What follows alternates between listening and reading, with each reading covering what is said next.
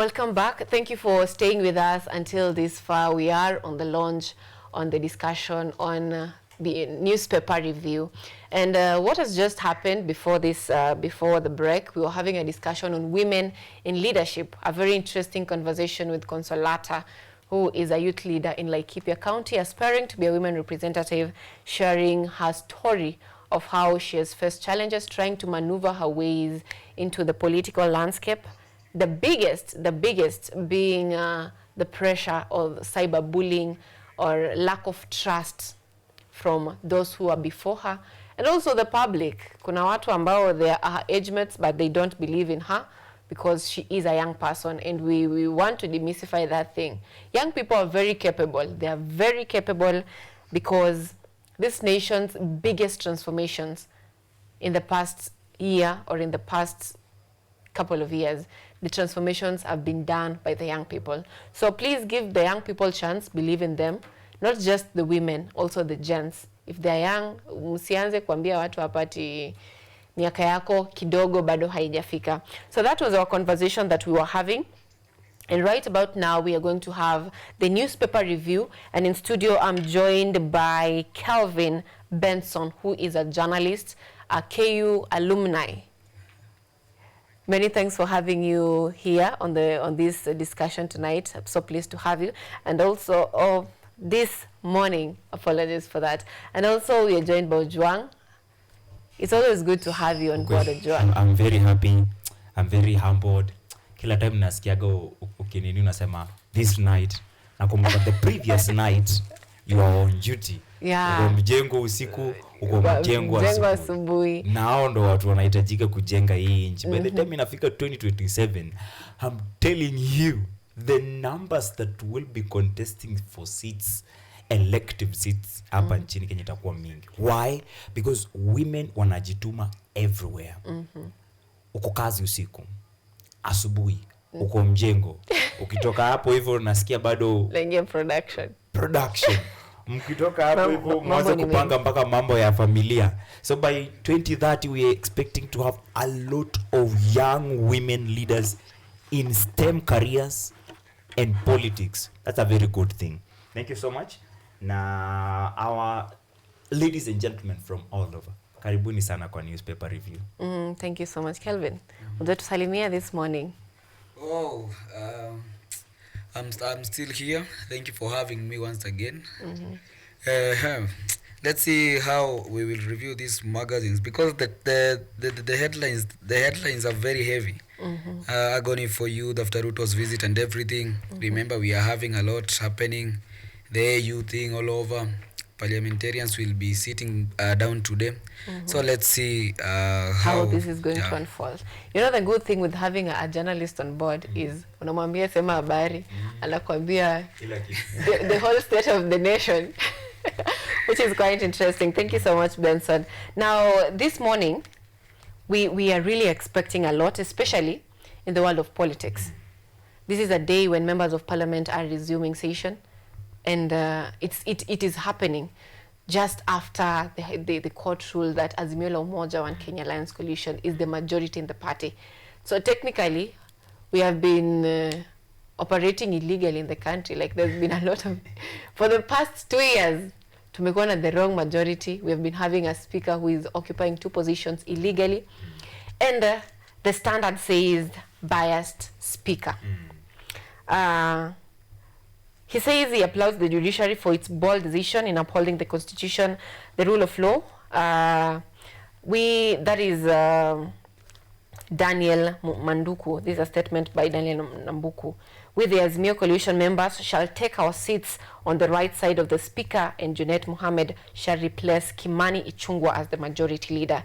And Justice Lawrence says the holding of speaker as leader of Ford Kenya, and at the same time, a key official in the Kenya Kwanza coalition evokes the appearance of bias and undermines the independence of parliament. That's why the big headline, biased speaker. Let me begin with you, Ojuang.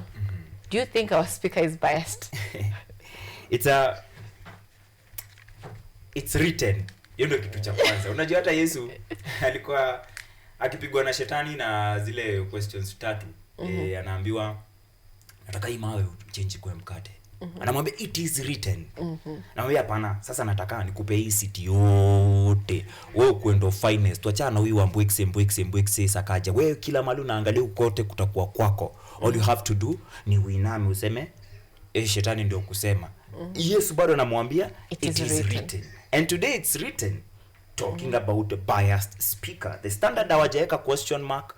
Who can say it's a question? Who can tell if it's just a statement? But one thing, Sylvia, I love us and I love excellence. We are a generation of histories. At a time when the Parliament of Kenya is resuming after 2 months, in a confused house where no member of parliament knows where he will or she will sit today, because behind the scene they have made what they are calling a broad-based government. They were not able to be patient for such a ruling that declares Kenya Kwanza as illegal majority in this country. We were there during the 25th June protest and everything. We were here. Everything seems to be happening on Tuesday. That's why there is even a meme where a man says, I'm ready for Tuesday. Ready for Tuesday. I'm ready for Tuesday. So leo tuko hapa hivi, the newspapers are talking about a biased speaker, but we have brought a panel of journalists, unbiased. Unless wewe ukituambia ati ukisifu huku unaenda unalipwa, ukisifu huku unaenda unalipwa. That's one thing I like about us. And we will speak to these issues in a truthful way. We are speaking to those issues right now. In a truthful way. Okay, so the other day, hata sijamaliza. Sijamaliza bado sijakupea my point. In 2022, October 6th, the speaker, who is also a party leader, which is unconstitutional in this country. You are not supposed to be a party leader of a certain political party, and yet you are National Assembly Speaker, declared Kenya Kwanza as the rightful majority. By then, every party walikuwa wanaandika barua kwa huyu speaker kuambia hapana, Azimio ndio wengi. Anasema hapana, sisi ndio wengi.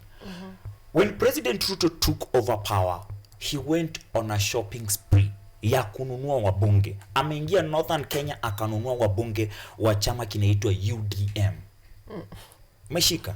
Ameingia akashika independent MPs wa Kasarani, wa wapi, wa Kororia, wa huku upande wa Kiambu, wakashikwa wote ndio wa force ama waunde wa craft a majority which is not constitutional. It is the electorate that declares a majority side or minority side in a parliament. Why? You go to mashinani, you get elected to represent kwenyu. Kwenyu ni wapi? Kwetu ni kwingi. Bas, kwenyu kumoja, let's say in Nairobi Membli, wewe umechukuliwa represent huko. So ukiingia watu wa kwenyu, kama mliingia mkiwa wadogo, wamekudeclare wewe kama minority ama wewe kama majority. So when you as a speaker umekuja umebadilisha the will of those people, it means you are a biased speaker. When you are a speaker na hautaki kuachilia other privileges, like being a leader of a political party like Ford Kenya, just know your goose is cooked politically. So he has been a biased speaker up to that point. Kenyans went even on streets to protest against the finance bill 2023-2024. Those finance bills, he did not consider the will or the opinions of Kenyans. When there was a discussion brought on impeaching Rigathi Gachagua, the public participation that was done, people were saying, hatutaki ati huyu aende na huyu abaki. We want them both gone. The speaker, as a biased man, na picha yenye amekewa hapo the standard ni moja ya mtoto mkorofi. Ile amejaa mtu hivi. if you've watched Aki and Popo, what Kenyans call him and Mudavadi, anakaa sasa huyo Ukwa, the young guy, the short one na miwani. Aki and Popo, sasa Aki and Ukwa, sasa anakaa Ukwa. Yeye bado alisema Wakenya wamesema Rigathi aende, hawajasema Ruto aende.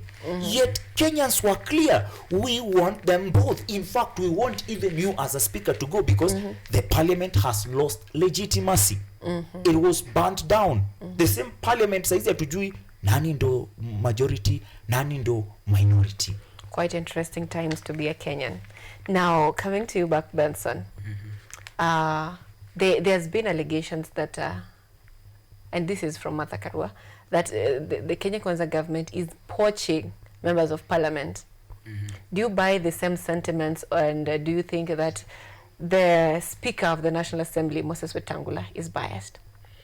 I think when you get to parliament, when you are elected to parliament, you have to come from a certain maybe coalition, have a party, or either be independent.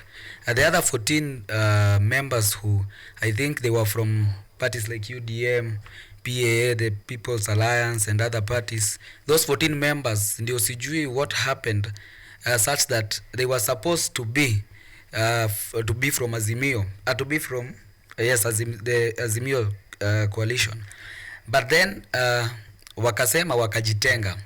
They said no, we don't want to be under Azimio because we have this our parties, and I think that has brought confusion because coming back, if you think about that thing, ni kitu ili happen 2022. 2022 was when Wetangula made that decision. See how many years later it is affecting us. And we've said that when they go to parliament today, they don't know where to sit.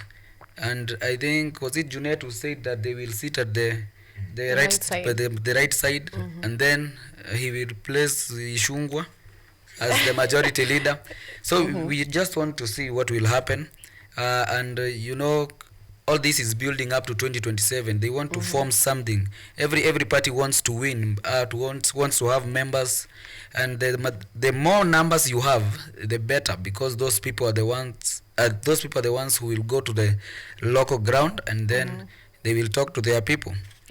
So let's just wait and see whether what is going to happen next. So it is a battle between Kimani Ichung'wah and Junet, who is the majority leader, between Osoro and I don't really think it's a battle between them.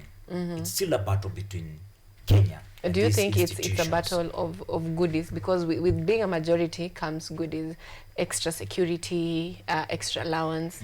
Do you think it's about the fight for that? Because these leaders who they are saying who Wetangula allegedly shifted them to Kenya Kwanza, they moved, but legally they're still in Azimio. They claim that they were on the right side. Look at the things that are happening right now. Suna East Member of Parliament Junet Mohammed is still praising Ruto and the Kenya Kwanza regime because of the broad-based government marriage. Meshika. It's a point yenye umechitu tukasema basi ku official. Now you are supposed to be official. Wewe ndio uko hapo hivyo. What do you do? Wamekuwa on the same side of war with the Kimani Ichung'wah for a number of months since the broad-based government. Now it's a time yenye tumekuwa hii cinema beshte Sylvia ni inakwambia toka ni pangu. What will happen? Who occupies the minority now that we know that there is no official opposition party in Kenya, unless we are talking about Wiper. Kama Wiper bado ijaingia. Because Wiper is another party with a lot of MPs in the National Assembly. Jubilee has, but Jubilee somehow is in bed with the same government, the broad-based government, because we have people like Lee Kenyanjui from Nakuru, who is a Jubilee member. We have Muntahi Kagwe, CS Agriculture, who is a Jubilee member. So we can't say that Jubilee or Azimio is Azimio. I don't still think we have Azimio in this country. Because most of them have actually moved away from the party. But it's a mess. It's a mess that has tortured us since 2022. We have had an illegitimate government since then. People have been crying. As a president, once you have taken oath of office, everything else should change. You are no longer a DP, you are no longer a leader of certain tribe, you are no longer a kingpin somewhere. You're supposed to be a unifying factor of the whole country. President Ruto, since 2022, has never been able to unite Kenya as a country. 2022 imekuwa mikiki 2023 the same, mpaka wakaletwa broad base. 2024 the same. Hakuna wakati tumewahi tulia kama Kenya tukasema tumetulia sasa, kuna tuongeleeni development sasa. It has always been politics. Na saa hii the weak link, which is the parliament, see parliament tena, because our speaker is also an illegitimate speaker, because he has to choose between being Ford Kenya party leader and National Assembly speaker. The majority side is still the same. Watu wako na nguvu hapa hivi wanatafuta ni watu kama kina Mili venye ulikuwa unasema wakitafuta the minority. But for Junet ne Kimani au ni beef tu inaenda kuingia hapo hivyo. Okay, so this is coming to Benson. This brings me to the question of the independence of these arms of government, the judiciary, the legislature, and the executive. The executive seemingly is taking control of all these arms of government. What is your opinion about the type of influence the executive has on parliament and these other arms of government? I think Kenya, our nation, being a democratic country, and with these three arms of government, even the judiciary, the executive, all these members that are there has been some dispute, and that is why you see, that's why the court ruled that Wetangula is acting wrongly, having two roles, as he has said, the coalition leader of Ford Kenya and the Speaker of the National Assembly. And you know this, all this motion ilipelekwa kwa judiciary by one person. He was an advocate, and that is why we are having all this. And I think for the judiciary to act, or the executive to act, it cannot act independently right now. All these three arms of the government need to be together, because the judiciary also must act as the watchdog for the executive, and the executive must also act as the watchdog for the judiciary, such that whenever kuna shida, then when we have been having someone sitting there illegally, munakuja pamoja, we agree and we say we are doing the wrong thing, and yet this thing needs to be done right. And if that is to happen, then the country will progress. There will be time to talk about development. There is no time to talk about development. MPs today will just go into parliament it is like chaos. There is no motion that they're talking about developing certain projects. And you see, I really think if they are to work together, then we will move forward as a country. It's quite unfortunate. People who we expect Watutete, today we'll be arguing about where to sit. Yeah. Now let's move on to the Daily Nation of their big story there, agony for Ruto after Ruto's visit. That was Ruto in the northeastern region, and he took there so many goodies. And before we even get to the agony of the youth, the 50 suspects who were arrested in police crackdown in Isiolo town on Saturday, hours after President Ruto's meeting was marred by heckling, were yesterday arraigned amid protests by relatives and human rights activists who accused the government of intimidation and harassment. Just to set the base for this conversation, when Ruto was addressing the congregation, it turned chaotic, with the others chanting, Ruto must go, Ruto must go. And he was saying, nyinyi vijana nyamazeni, kuna watu wanataka niongee maneno ya development, hiyo vitu mnayosema naenda kuzungumzia sasa. And I must say I was not happy with his language. He was very vulgar, if I must say, for a leader or for that seat of the presidency. It's not demure for a president to speak in that manner. But let's not talk about his language, because he is who he is. The agony for the youth after Ruto's visit. To begin with you, Juang, what does it mean for you that when a president is opposed, or when a president, their voice is opposing his voice, this happens? And the arraignment comes after protest by the family members. They were arrested and not arraigned. The truth is, ujana ni moshi. everyone who is a youth right now one day will not be a youth. How do you use your time as a youth? Mimi huwa natumia time yangu kupigania sisi vijana. Unajua one time sitakuwa kijana. Na nitakuwa nikijiuliza, what did we do when we were youths? Because right now, as the world is grappling with vile kuna white rhino inamalizwa, there is another endangered species, the youth. It is very senseless to say that the youth are marginalized, yet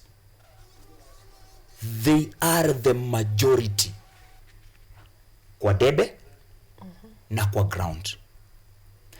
70% of registered voters are youths, but ni the same people wako in agony. The president gets to northern Kenya, anaingia pale hivyo. In fact, pale Isiolo, watu wa Isiolo wanasema wao si northern Kenya anymore. It's in public domain, wanasema wao ni Mount Kenya. Because of that, kufeel wanatengwa sana. So president anaingia pale hivyo. You should have intel ya kukuambia ground kukwaje, so that you know whether you will face hostility or not. To a president, hostility is not being armed. It's saying no, uongo.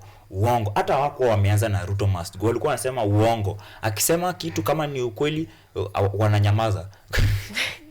Kama ni uongo, wanasema uongo. Now problem ilikuwa inatokea, vitu nyingi anavyosema rais zinakuwa ni uongo. So umedanganya hawa watu. Ni vijana, wamechangamka, wanakuambia ni uongo. What happens? Over 50 of them, at least to thank God, they have not been abducted, they have been arrested and taken to court. But why? As we are talking about that, that's the Daily Nation. The Standards on page 2 are talking about PWDs ignored during Ruto's Northern Kenya tour. Persons with disabilities in the Northern Kenya have voiced their concerns over President William Ruto's recent tour, claiming that critical issues affecting them were overlooked. The same people living with the people with disabilities are crying. The youth are crying. So who benefited from the presidential visit to the Northern Kenya? If the youth are crying, they are in agony. We are seeing them in courts, in cells. Those others are crying that sisi hatukusikika. But how wako polisi?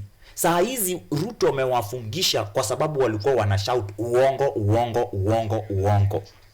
Tukiendelea hivyo, kesho tutapata watu na wheelchair huko wameshikwa.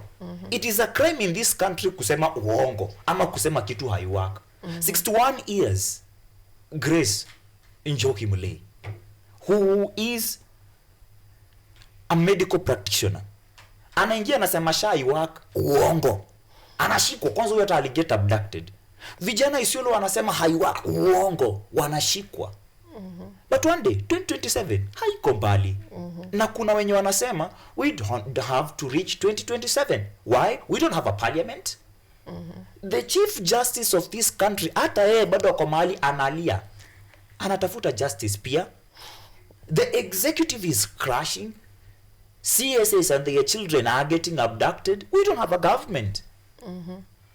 14th February, wasichana wote hata hawaongelelei maua, except inasemekana kwa memes wenye wamepanda zao. 14th February, all eyes on AUC chairmanship. Before we get to AU chairmanship, let me get feedback from Benson. What do you think about our country and how the leadership addresses opposition from the public? I think it has reached a time when the leaders don't want to be criticized, and when you criticize them, you are wrong. And you know, this issue of Isiolo, these suspects were arrested hours after President Ruto left, and it was an order from the president. So I don't know how they handled that issue, but they were released, and then they pleaded guilty. They were pleaded to guilty to drunk and disorderly, and maybe they were just making their voices heard. I think it has reached a time when African leaders rather, I will generalize them, or Kenyan leaders, they focus more on their personal benefits. And you know, even before someone gets into power and he's a leader who wants to vie, they all wanajita honorable even before they get into parliament. And yet most of them will end up being horrible leaders. So coming to 2027 and even as we go forward, people are tired because of maisha imekuwa ngumu. You can look at the tough economic times that we are facing, promises of doing this and that, but nothing is working, abductions, everything. I think there is political intolerance in this country, and let's call a spade, not a big spoon. Something needs to be done, and it should be done urgently. Yeah. Okay, that's in order. So he's saying that this country, if you speak of the government, if you correct the government, you are the bad person in this current regime. So just on the same, I think it's on the dailies, where how Uhuru Rigathi Cold War threatens anti-Ruto alliance. And this is something that we are going to connect it with the Raila's election bid for the African Union.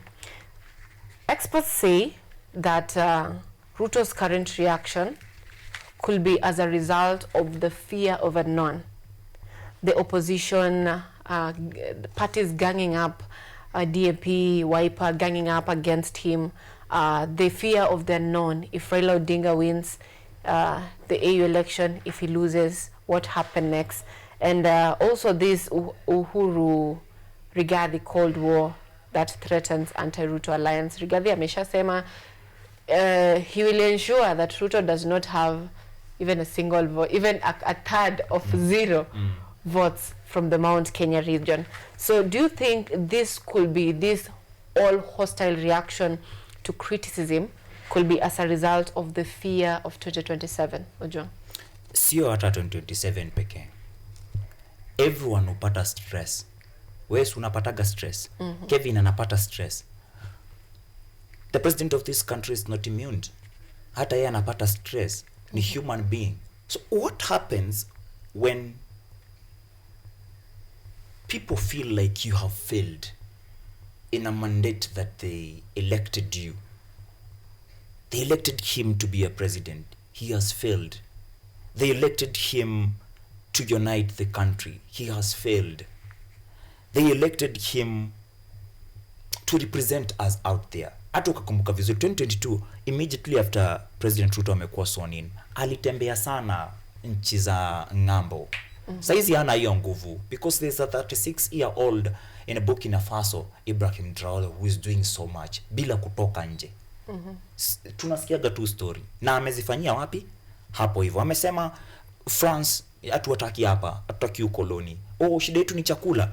Tunaomba kila mtu aingie shambani afanye hivyo. Our president has not been able to do this. And the pressure is up. Yeye hata akijaribu political cards zote zina fail. So, amejaribu moja ni walete nyote tufanye broad-based government, imekataa. Yet, the other parties zenye zinaitwa minority party, zenye bado wana brush off, wanasema hawajui anything, zenye wana sijui Tugati, sijui villagers, wao wakiungana, hata kapati kadogo kaungana na kengine, inakuwa, it's a very big thing in this country. You are living in a limbo and you are a president. Uko na stress. That's why the anger has started to manifest even in public. Rais 2022 akisimama Rais Ruto akisimama 22 kwa gari, alikuwa anasema mwadhani ya gosho, it was good, there is some spirituality. And then hatafuatanisha na matusi, atafuatanisha na hawa majamaa wametutesa, tuunde serikali yetu ya mahasla, serikali ya mtu wa bodaboda. But now it's hawana tabia nzuri, they are treasonous, waganga, wachawi. Mimi nimesoma, niko mpaka na PhD, nyinyi mnaniambia nini? When a president starts to talk like that, especially in a place when a younger generation, the youths, are telling you uongo. What is the response to uongo? You are supposed to give a fact. But yeye akiambia uongo, kesho tunakupata polisi, hata si kesho, a few hours, tunakupata polisi, uko charged with drunk and disorderly, juu tu umesema uongo. At that particular point, as a president, you'll get overwhelmed. I'm sure kama kuna watu wanapasta pesa mingi sana huko, hata si kina Ndei, ni psychiatrists, counselors, nini. Because there's so many things. Ni sawa tu wakiumia. Usisahau mamilioni ya Wakenya ndio wanaumia zaidi. And it's a war between him versus all those Kenyans. It's going to be very hard if the current regime will use money to buy votes or to buy people. I will ask a question. How many people will they buy? Are they loaded to buy, let's say, 10 million votes in 2027? If they can't, the government should be aware that everyone they will not buy will be against them. And if we are still in a democratic country in 2027, the president of Kenya, if he loses, he will leave office in a respectful way, just like his predecessor Uhuru Kenyatta, who vowed hata wachia wezi inchi. At that particular time when alikuwa anaita mwizi, we know who it is, na alimwachia, because that's what our constitution demands. COK 2010, it gives in the preamble, the first page, power, all sovereign power to the people and citizens of Kenya.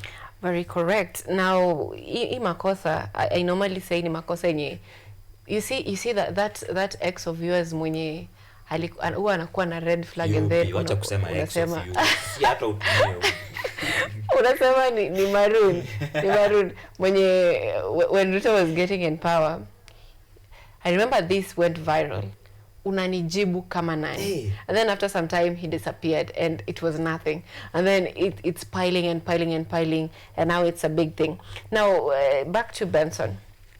What do you think about this Cold War between Uhuru and Rigathi that is threatening anti-Ruto alliance? I think fast forward to 2027, what might happen is that if Raila Odinga might lose his bid in AU na arudi kwa the local political scene, and then pundits wanasema atasumbua sana Ruto. And then remember, Rigathi Gachagua is still talking of the mountain. He is the kingpin there right now, according to him. I don't know whether kuna mwingine. And you know, right now, Gachagua na Martha Karua, it's as if they are having a truce. And even Kalonzo Musyoka ni kama sasa damu ya Gachagua imempenda kidogo. Because they are seeing now they have to lean in that direction. They don't want Ruto in power again. And you know, sidhani ilikuwa poa sana for Ruto to dismiss Gachagua in less than 2 years. Najua anataka revenge, and I feel no, I never deserved that, because we went to that battlefield together. We won, if we won. And now if Raila is to lose his bid in AU, we don't know. Si aliombewa juzi, by the way, ilikuwa jana. Aliombewa, but they prayed for him, and you know prayers do work. But if you are to look, I'm speaking facts. If you are to look at the people who he's competing with, this guy from Madagascar and this guy from Djibouti, these are people whose countries are francophone. They are French speakers. It gives them an upper hand. Our former prime minister, Mr. Raila Odinga, I don't think he talks French, I don't think. So hiyo inaweza kuwa limiting factor. There are many factors that we will consider, but we have to wait till Saturday, I think the 15th. But coming back to our local political scene, I think if Gachagua is to look for other people, sijui wenye wata unite now, then they want to unite to form a strong coalition or a strong alliance that will fight against President Ruto's bid to vie for the second term. All we have to do is wait and see, because now mambo inachemka, and we must fix our country right now, Sylvia. Let's just stay on AUC, still on you. This how do you think this election, AUC election, will affect our politics? Because Raila says watu wa nchi zingine waliniita wakaniambia niende nikuwe kiongozi wa Afrika, nikishinda ni sawa, nisiposhinda niko na kwetu, nitarudi kwetu.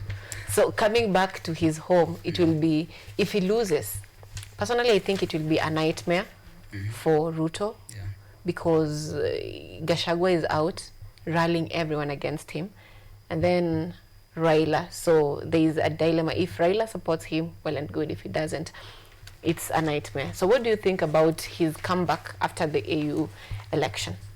I think Raila's comeback, you know, if he loses and comes back to the local political arena, it might be something that will affect many things and many people, because I think he will come back akitaka sasa kuform something, and maybe akona party already. He wants atatafuta numbers. He wants to still be in the political arena, but it might mean his political career inaweza ishia hapo akiamua kutulia. But if he wants to continue, then I think he will try to do something in the country. And you know, I think President Ruto siye ndio aliendorse baba ama as alimuendorse as the mwenye ataenda kuvaa. And I think it will be a win for Ruto if Raila wins. But it will be a loss for him if he loses and comes back to the political arena. That I will not lie to you, because many things happen in this country.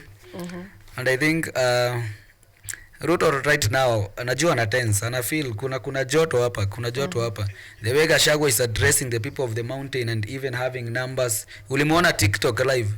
TikTok yake in less than how many minutes he had 923,000 views. So this guy is still influential, even if you don't see him in active politics. He knows what he's doing. And I think even sijui anataka kupanga goat-eating watu wa Mount Kenya. They want to visit Uhuru and then they discuss the way forward. Let's wait and see now. Just to mention, Gachagua is active in politics. He's active. Very active in politics. Thank you for correcting. Now back to Ojwang. The ODM party is having two voices. Kuna sauti ya Sifuna na kuna sauti ya kina Junet na kina Mbadi. Kuna sauti yenye inasema hii ni mbaya, Ruto, this is wrong. And kuna yenye inasema give Ruto time. So there is a division in the ODM party. And this is a party that Raila Odinga heads. So what do you think is of post-AU election for the Kenyan politics? Post-AU election. ODM.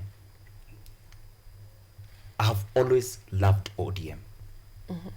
Because I've always felt it's a movement. ODM politicians who get elected are some of the people they call smart people in terms of how they argue their points out. But ODM is changing from going bed to bed with the government of the day to politicians not delivering at home but delivering in media houses and National Assembly debates. I'm talking about places like Siaya County, Rarieda constituency, CS, Otiende Amolo's place. He MP. Is, yeah? MP. Yeah, MP. He is very vocal hapa nje. Manze mimi niliishi kujua huyu jamani ndume. But back home, hakuna market kubwa, it's a constituency. Hakuna shule kubwa, it's a constituency. Mambo ya stima. Maybe hapo kwa stima wanaweza lia waseme always tumekuwa in the opposition side ndio maana hatupatagi maendeleo. But other opposition MPs are doing wonders. And they are younger than him. Kina Babu Owino. Yes, yata yeye kwa opposition. Anafanya kitu nini Embakasi East. Anakuwa top 5. Vijana wengine wadogo wa government side sasa hatukatai. Ndindi Nyoro. Wanakuwa challenged on legality of doing things, but things that have been done. Wewe unaongeaga tu sana kwa media, wewe unaongeaga tu sana bunge. Kama kuna cases zinahusu ODM, anatokea pale hivyo kama voices, but back home. Watu wa Rarieda wanaumia sana. Ni kama Otiende amekukosea leo. Otiende watu wake anatokeaga ajenge nyumba ya matope na achukue picha aweke Twitter. Twitter. Wewe unajua venye Otiende ni jina kubwa for him to do that. I wonder if an MP ndio utengeneza nyumba ya matope, MCA wa huko ufanya kazi gani? Meshika.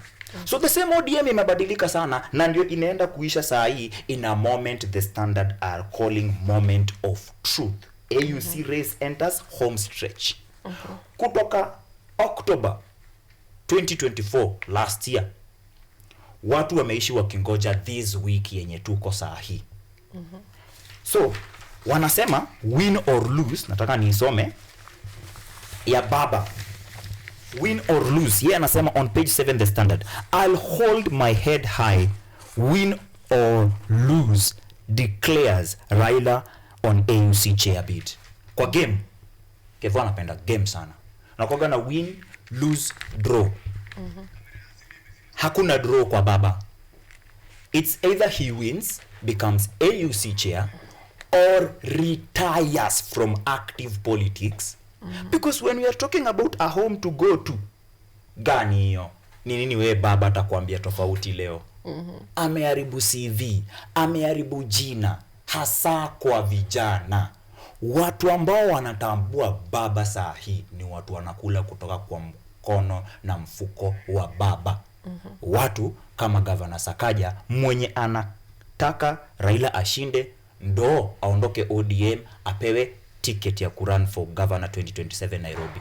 But if baba loses, baba atasimama na either Tim Wanyonyi Westland MP kama governor Nairobi or Embakasi East MP Babu Owino kama governor. So watu wengi wanapiga baba saizi ndo the talk of town. If he loses, many will lose. If he wins, many will win. But for us who have managed to ensure that we don't have a finance bill yenye ilikuwa si itutese sisi sana, itese wazazi na wazazi wao wetu, wachukue mashamba yao wakitumia ile clause yenye ilikuwa inawekwa ya tax. Sisi hatuna haja na hii election, haituhusu. Ndio maana tunasema Djibouti. Ujingu wa Kenya anasema Djibouti. Umeona? But kwa hawa wazee wenye wanapiga bado karata zao za siasa, wanamuhitaji. They will also use money. Kama yeye bado anasema Ruto for president, inamaanisha watatumia pesa. Everyone else mwenye halipwi ako on the other side. Na hao ndio wengi. I'll keep saying on that. Na ukipata mahali zinakuliwa, if you are a Kenyan out there, upate mahali wenzako wanapewa pesa, wanakula. Please, panga laini. Rais ameingia Isiolo na anapeana pesa, tokea, panga laini. Pata pesa. The enemy is poverty, and it's poverty that they're using to divide us as youths. So we become smarter and better, which we are. Tokea, pata pesa. Kwa debe, kura ni mahali unataka, siri yako. Exactly. Okay, that is quite well said. Sitaongeza wala kupunguza. Just to be clear that Kenyans wameamua we are no longer going to be lied to. Hata baba akisema I really condemn the abductions, tunajua jaba. So let's move, shift gears from politics a little bit, but you know everything in Kenya just revolves around politics. On the Business Daily, we have a story of fake goods alert as 9.6 million KRA revenue stamps stolen. Yeah, this is a country where, you know, some headlines you read and you're like, kama Kenya ingekuwa for example Nairobi alafu inchi ingine ni kama Mombasa, ningehama. You see, basi nikaishi hapo Mombasa. Acha niende Mombasa kidogo, because right now we don't know how many goods that we are consuming in the market ziko na defects. Sema fake. Yeah, ni fake. Juni mingi. Because if it is fake goods alert as 9.6 million KRA revenue stamps stolen, Auditor General questions lack of investigation into laws. Manufacturers dread risk of stamp in wrong hands. What do you think, beginning with you, what do you think about the management of our resources in this country? I think we've become a nation of mismanagement. If hizo stamps zote zinapotea, And you know, if they of course if they are lost, they are in the wrong hands. And being in the wrong hands means you will get very many fake products right now. And also hiyo ni biashara tu wanapiga. You might find there are people there when you wameuza hizo stamps, they are not even stolen, there's just business being done. And if you are to look at the consumer of those goods, is the local mwananchi, or even that person mnyako huko top sana, yeah, labda itamsumbua.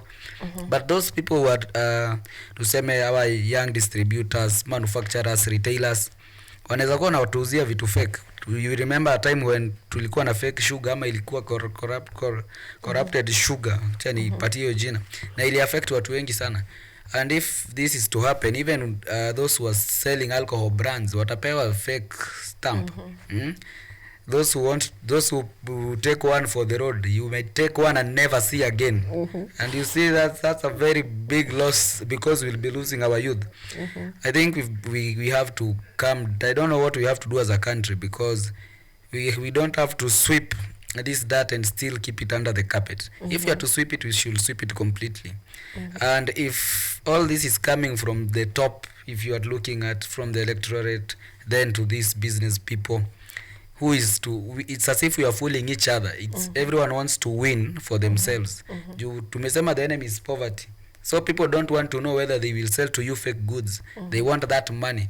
And I can understand them because of the tough economic times that we are facing, but still it's a loss for us as a country. You can understand them. So this is a country where we complain of lack of funds, jui pesa hakuna, Madi anasema pesa imeibiwa, and then there is also KRA. They'll be rising fears of non-payment of tax, and then the mentioned goods that may be fake in the market include alcohol, cigarettes, soft drinks, and cosmetics. So this is not just a risk to our economy, but also a risk to our health. Ojuang, what do you think about accountability in this country in terms of our revenue collection, in terms of the goods circulating in the market? Tunaishi a period yenye like everything we are consuming is fake. From you going to a shop to buy an iPhone, unauzua bei ya iPhone mpya, yet ni akina Domi huko Texas wamechoka nayo, akatupa fundi akaweka cover, akakuja hapo wakaita refurbished na wakakudanganya ni mpya. Too many complaining ati wanahara sana. You lipsticks zenye wana consume from their ladies ni fake. To other men and women becoming either infertile or blind, juu pombe wanakunywa high meat standards, but imewekwa stamp. Hizi stamp kwa nadhani zinaibiwa zipelekwa wapi? Ni hizo fake goods zizungushiwe. Hii pap muhuri. Hii kofiti. Muhuri unataka shika. Shida ni muhuri. Kwa hii pombe shida ni muhuri.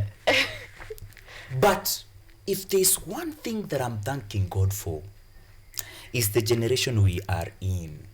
Generation ya kuchanuana. Generation ya boomers si dhani ilikuwa ya kuchanuana. Ilikuwa ni generation ya wase, tunafaa tupeleke watoto wetu shule. Wakaingia shule, that's 80s, wakaona yenyewe kuna kitu in this. And then they took the millennials. Wase, sasa nyinyi kama watoto wetu, si mmeona sisi tumeingia, but hatuja create whatever we wanted. So nyinyi pelekeni. Tukaenda hivyo mpaka Kibaki akasema, wase, sasa nimewape masomo ya free. Now we are in a place yenye those people wenye walikubali kusoma wanafunzana, going back to the community kuwachanua. If it's not through civic education, it's through hata kupatana na mseka unamwambia, unajua Kenya kumeibiwa muhuri worth this amount of millions na zitaekwa kwa fake goods. So before ufanye kitu na amutumie au consume product fulani, ensure iko sawa.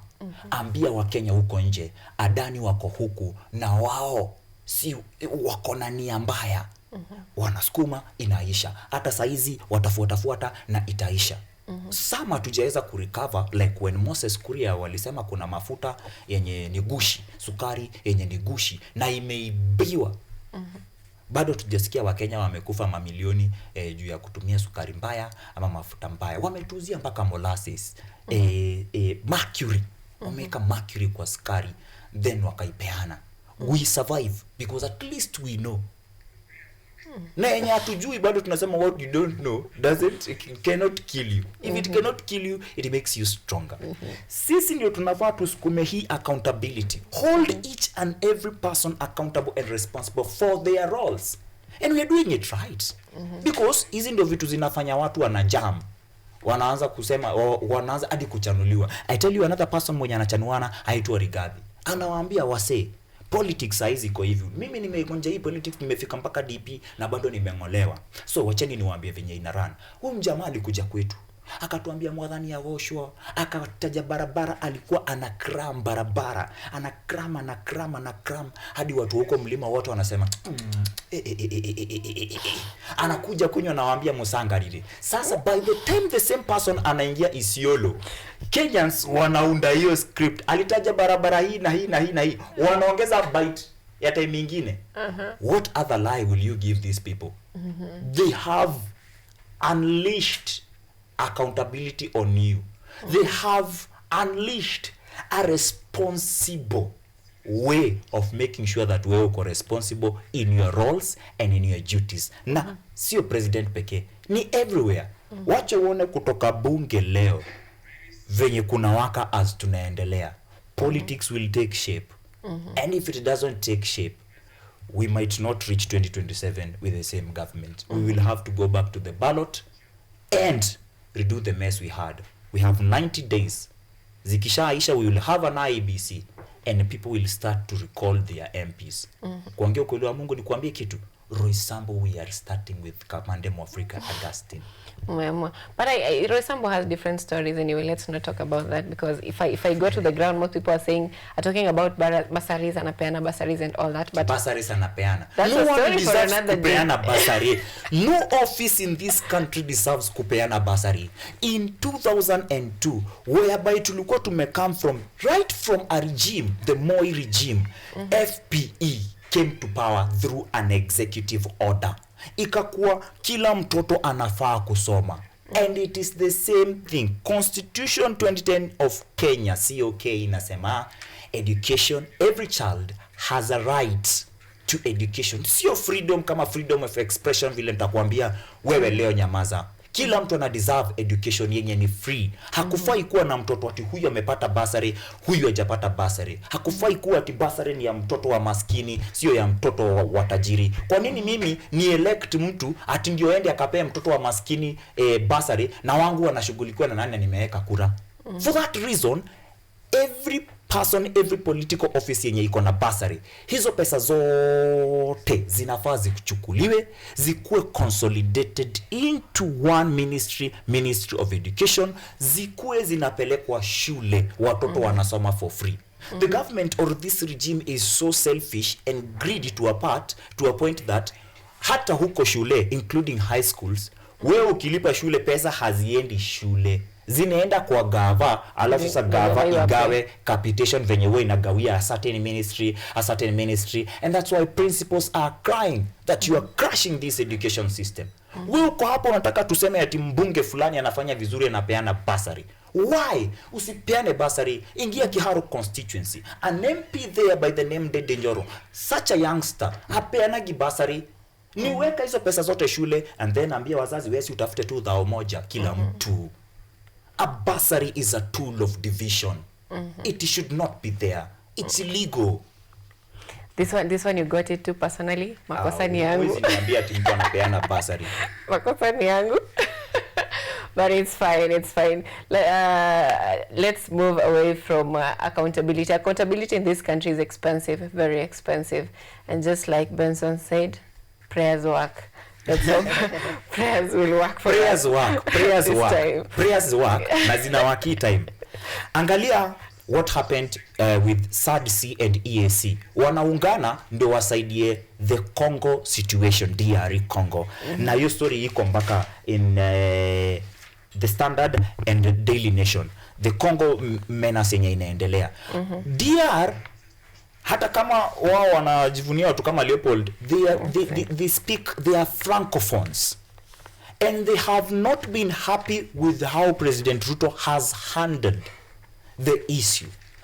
Kagame is saying that yeye amekuwa ni kizingiti katika hii DRC kupata amani.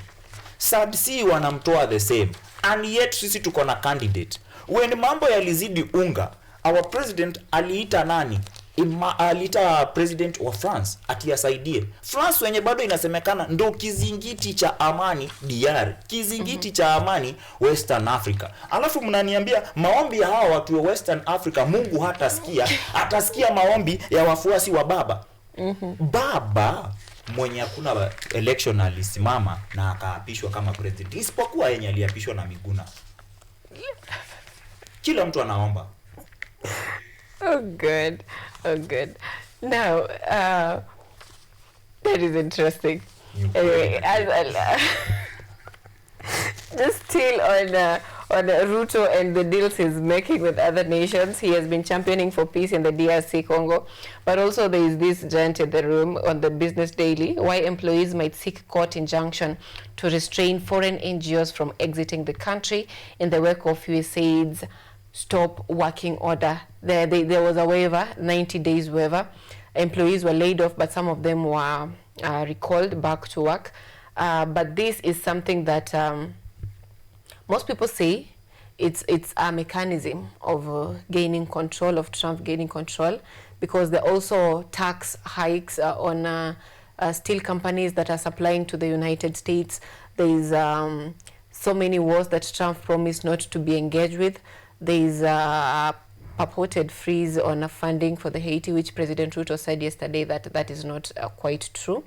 So with regard to our relationship with the United States and other foreign countries and fundings, how do you think this is going to affect our country in terms of employment, Benson? I think if the foreign nations will stop working even with the country. See, while Trump alikuwa amesema they are stopping, wamecut funding to Kenya. You know, even the foreign nations look at your country in terms of peace. How are you handling your issues at home? If every time youths are being killed, abductions, everything, then even the foreign investor ataogopa to come to invest in such a country, and that's a country that you are not very sure with your money. You are not sure whether the economy will be stable very soon. And I think if we are to relate badly with those states that I will call diplomatic or rather foreign states that help us as a nation, but hata kama wakitusaidia, tunachukua loans mingi sana from them, and these loans will accumulate and even affect the next generation and generations to come. So if the country is to clean the mess that is there, the president aanze hapa, clean your mess at home, because there is a lot that is happening, these abductions, this everything. If kama saa hiyo issue tumiongelea hapa ya fake stamps, not fake stamps rather, but rather stamps zinapotea from KRA. If such news zinafikia the foreign nations and they want to invest, other traders, they will fear to come and even cooperate or work with you. So I really think as a country, mimi hata nimeshindwa niseme nini sasa. Mtu amekwambia amefika mwisho. Amefika mwisho, ati wacha igwe venye itakuwa. So Ojwang, what do you think about this feeling of that NGOs are going to be exiting our country because we are lacking funding, the economy is getting bad, accountability is becoming expensive? What do you think about it? It's sad, lakini tunafaa to learn. Tunafaa tusome. Sisi kama Wakenya, na Wakenya wanisikize vizuri zaidi, tumekuwa kwa shida ya kusaidiwa for so long, tukaingia kwa comfort zone such that hatuwezi jisaidia. Since 2001 to 2024, USAID imepea Kenya 1.26 trillion in counting. USAID wanakuwaga wamejaza facilities nchi yetu. But kutoka 2001 to 2024, Kenya imeishi kupewa huu usaidizi, ARVs sana sana. Hatuwezi work bila US kusema. Tuko na Kenya Medical Research Institute KEBRI. Kenya kutoka 2001, tuseme hiyo ndo time USAID imeanza kusaidia Kenya sana. To 2024, hawajawahi pata dawa yenye inahusu ama vaccine yenye inahusu HIV. Saa hizi Wakenya wanalia wanasema hatuna ARVs. Tutafanya nini? Saa hizi Wakenya wanalia wanasema hatuna USAID na hizo facilities zingine zao. To a point NGOs wanataka kuhama Kenya. As a president, kama ingekuwa mimi, ningetengeneza nchi yetu design yenye tunajisupport. Nchi inajisupportigi from food security. Tunajikuzia chakula chetu. Si tunapeleka watoto shule. Hizi country ka USAID ikifika hapa inafaa itusaidie kusoma, kujua, research ni nini, ndio tujifanyie zetu. But sisi tunaitumiaga kama ng'ombe na sisi ni kupe. Tunyonye tu, tunyonye, tufinye tukufe. Not tunyonye, tupate nguvu ya kujitengenezea ng'ombe yetu. Tuko na Camry. Okay. But we still focus on USAID. So saizi NGOs wao wanalia. Mimi ningekuwa rais saizi, nafaa nitengeneze nchi yetu vile inaweza kujisustain. Tuko na Chandari Innovation Center pale hivyo Kenyatta University that is doing good. Imeweza kuleta Wakenya wengi pamoja na kutengeneza vitu, including such a case in 2020 when the corona pandemic hit Kenya. University students from Kenyatta University waliungana from med to pharmacy, wakaingia Chandaria, wakatengeneza ventilation ya kusaidia watu. Wakatengeneza ventilator ya kusaidia watu walikuwa wanaumia wakiwekwa huko HDU, ICU juu ya corona. Meaning tuko na power, tuko na akili, tuko na hizi vitu zote. But tumezoea kupewa. As a president, empower hao kutengeneza. As a president, empower kilimo ndo watu wapate chakula. Tuache kulia GMO. Ati watu wanasema nchi nyingine, msipochanja ng'ombe zenyu, hatutakula nyama zenyu. Kwani ni must? Hatujakula nyama ya kutosha ndo tuanze kuuza nje. Wewe tengeneza wanyama wako vile tulizoea, indigenous ways. Tuuzie sisi unajua kwa nini hatukuli hiyo nyama sisi? Juu ni expensive sana yetu, unaona ng'ombe zikitembea huko zinakula mpaka makaratasi. Hakuna nyasi, hakuna nini. Wewe mwingine anakuambia usipo vaccinate hatuwanunui. No, watengeneze usivaccinate. Sisi tutanunua. Okay. Tengeneza bei. Kule Burkina Faso wako na the first ever tomato processing industry. Factory. Na inafanya. Hata sisi tuko na industry Mumias. Akina sheka hao watoto wazee wenye ni millennials wanasemaga walisomeshwa na pesa za miwa. Saizi miwa hakuna, watu hawapandi. Skari hadi inabidi tukule fake. Mercury. Tuko na nguvu, tuko na capability. Agoni yenye huko Isiolo, unajua Isiolo ni ya Texas. Ni ya Texas kule hivyo tunaweza fikiria vile tutapanda tutengeneze vitu. Kuna hadi mafuta hapo hivyo juu huko Turkana. We have a lot of resources. We have everything. Tuko na pesa sisi kama Kenya. Tuache kulia huko nje. Si hata Uhuru Kenyatta alisema, mbona tunalia? Wewe panga nchi yako. USAID hatuhitaji. Okay. Tunahitaji saizi juu tumejifanya maskini sana, hatuwezi itengenezea. But tukakachi sasa si miondoka. What will we do? We have to find ways on how we are going to deal with it. Exactly. Now, as we conclude, because time is really not on our side, Benson, in 1 minute, we have complained about bad governance of this country. Now, what would you prefer it be done differently by your leaders in this country as a parting shot? I think our country needs a change, or rather we need leaders to know that the power comes from the people. So if we elect them to work, and they should work well. Avoid corruption at all costs, and everyone who is caught engaging in corruption should be shown the next tree and hang himself there or themselves there. If we are to work like that, then fast forward our country will be well and good. Yeah. Okay, thank you so much, Benson.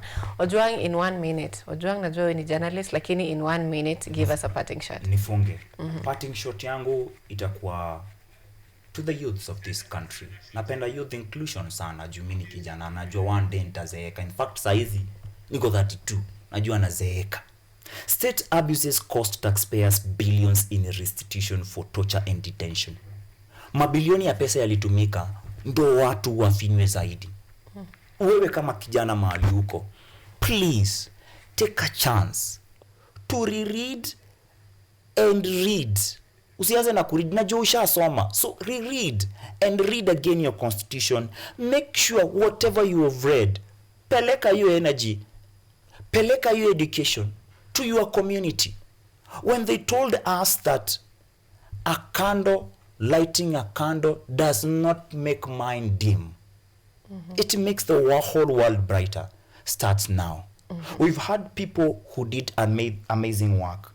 Like one Mambo Botela, who we are right now saying rest in peace, honoring his work as a journalist and as a media person. His voice being so on demand such that people who are committing a coup wanamwendea kwake, wanamwambia amka, hiyo sauti yako lazima iseme. We are supposed to have such voices, all of us. Juu kila mtu ako na mdomo, kila mtu amesoma, hakuna kutenganisha. And tutengeneze hii nchi. Tuache kusikia tunapoteza mabilioni ati ndio watu wakuwe tortured and detention. Haya mabilioni ya kununua risasi na bunduki sio hazifai kuwa za kutuua sisi. Risasi na bunduki zinafaa kutumika uko nje tukiprotect territory yetu. Sio sisi. Hatununui tear gas tuue sisi. Tunanunua tear gas mtumie kusaidia nchi ku keep law and order. Shida ni ati lawlessness inaanza na wao. Quite unfortunate. Thank you so much. That's a very powerful point to end our engagement this morning. Thank you so much, Ojwang, and thank you so much, Kelvin Benson, a journalist. Many thanks for having you this morning on this interview or on this engagement. Now, I'll just read a quick feedback from our viewers back at home. We have Joram Kimani. He says, hello, KUTV. Say hi to Consolata. I'm tuned in to Biashara Tuesday. That Consolata was on our earlier conversation where we had a discussion on women in leadership. She is a youth leader aspiring to be a women representative in Laikipia County come 2027. If you missed that discussion, please follow it up. It is on this live. Ukirudi nyuma utaipata, and it will also be posted on our social media platforms. So at KUTV Kenya. So make sure you get onto that discussion if you missed out. We also have Francis Washrui saying, these are the comments that I already read. So we have Paul Kamau. He says, KU tuned in. Thank you so much, Paul. We have MCAD. He's saying, political games being played in Kenya is tough and it will get sweeter after Odinga's election. I think that is a reaction from a discussion we were having on what next after post-AU election. Thank you so much, MCAD, for tuning and for staying with us. We have Lucy Kiarie. Say, hey, Sylvia, watching from Migori. Thank you so much, Lucy. Hao ni watu wa home. Wako bumper to bumper. Lucy Kiarie also saying the show is lit. Thank you so much for everyone who tuned in this morning. If you missed any part, just go back and you will get it. You will get it on KUTV Kenya. It is a week for the lovers. Kama hautapewa flowers, next time panda yako. Kama hautapewa flowers, please keep your comments short because mambo ni mengi. Thank you so much. This is KUTV Rise Today, Biashara Tuesday. Until next week, have a good week.